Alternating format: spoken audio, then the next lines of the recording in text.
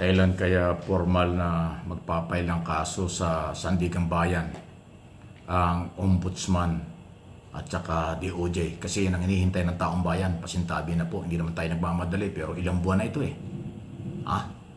Ilang buwan na pong pumutok itong scam na ito sa mga project ng pamahalaan. Wala pang formal na kasong na ipapile sa Sandigan Bayan. Lahat dun pupunta yan eh.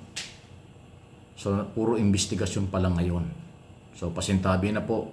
Inuulit ko, hindi tayo nagmamadali. Pero kailangan po ipakita ng Ombudsman, DOJ, at ng Office of the President na hindi ito puro investigation lang.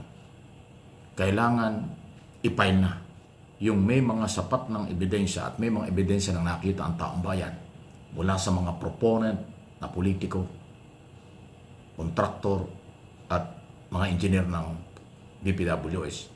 Dapat ino po ay i-file na. Kasi parang padami ng padami ang mga naglalabasang issue. Baka matabunan, baka magkalimutan. Ulitin natin, ang Kongreso tumigil na ng pag-iimbestiga.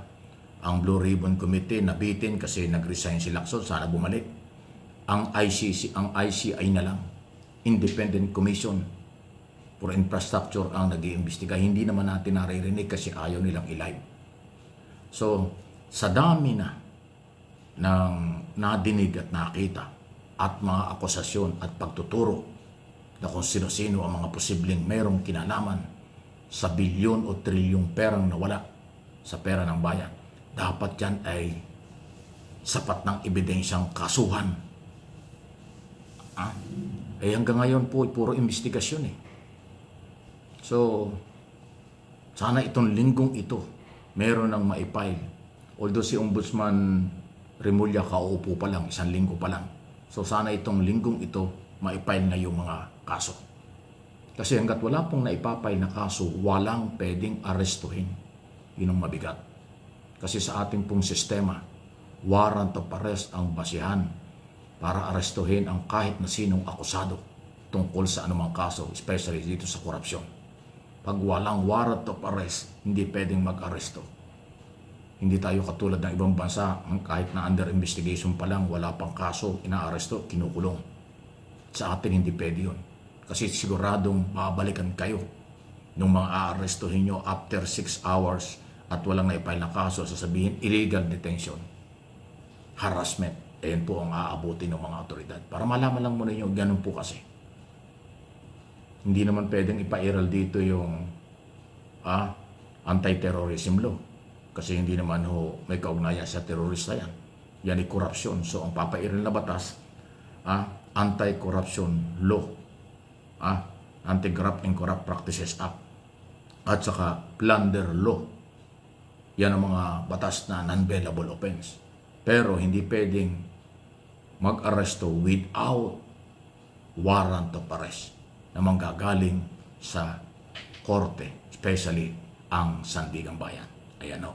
So, kahit na kasama na rin ako sa naiinip, medyo matagal yung proseso, pero yun po kasi ang dapat nating maintindihan.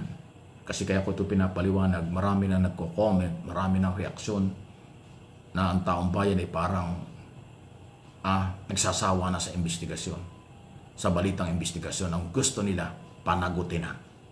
Ayun po, sana maintindihan ito ng Ombudsman, Office of the President, at ang DOJ, at yung National Prosecutor Service. Sila po yung nag-i-evaluate kasi.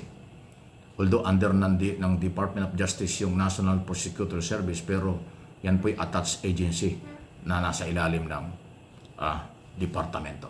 Pero yung Ombudsman, yan po ang merong sapat makapangyarihan na mag-file ng kaso. Kaya lang sinasabi ni Ombudsman Remulla, ayaw niyang mag-file ng hindi sigurado ang ebidensya. Kaya ang ginagawa niya, case build-up. Ayan o. Sige. Para lang sa additional information niya, nasa inyo na yan kung maniniwala kayo hindi. At doon sa mga naiinip na, ayan po ang totoo. Yan ho ang dahilan. Okay? Samantala, Secretary Dizon, naglagay na pala siya ng bagong Undersecretary for Operation. Ayan o. So, tuloy-tuloy po ang reforma. Tuloy-tuloy ang reforma sa Department of Public Works kasi yan ang utos ng Pangulo, linisin ni Secretary Vince Dizon at tulungan po natin hindi kaya ni Secretary Dizon mag-isa ito. Ngayon, kanya naman ginagawa ang lahat. So, yung pagpapalit, pagtatanggal ng mga tao dyan, bahagi yan ng reforma at kailangan. Okay? So, mabuhay ka, Secretary. Tuloy-tuloy mo lang yan. At nakikita ng taong bayan na talagang ginagawa mo naman yung utos ng Pangulo at yan ay para sa mga mamamayang Pilipino. Samantala, tuloy-tuloy po naman ano ba ito, laglagan na talaga. Naglalaglagan na ba yung mga Duterte camp? Bakit? Tungkol sa korupsyon?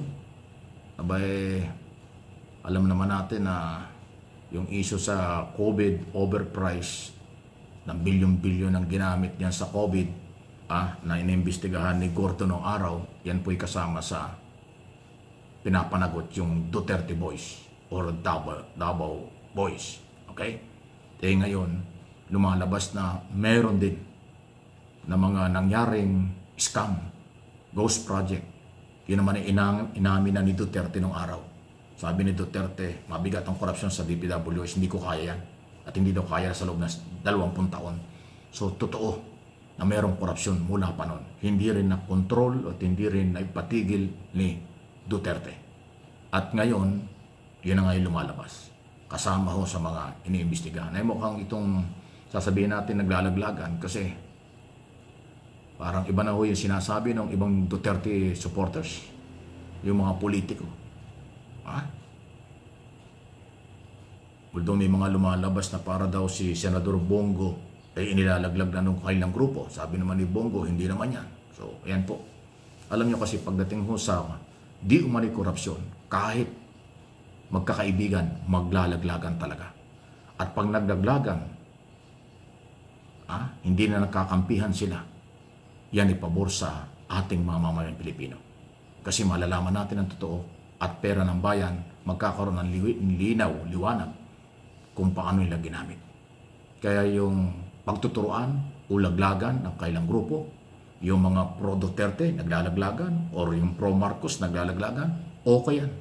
Sige, gawin niyo yan para malaman ng tao kung ano ang totoo sa mga nangyayari.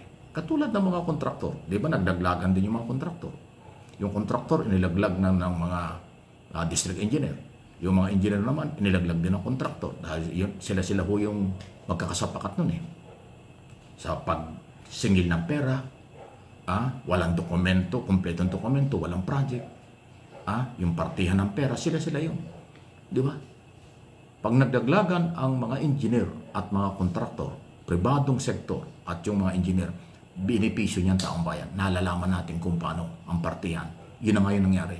May proponent na 25 to 30%. Merong 5% to 10% ang district engineer.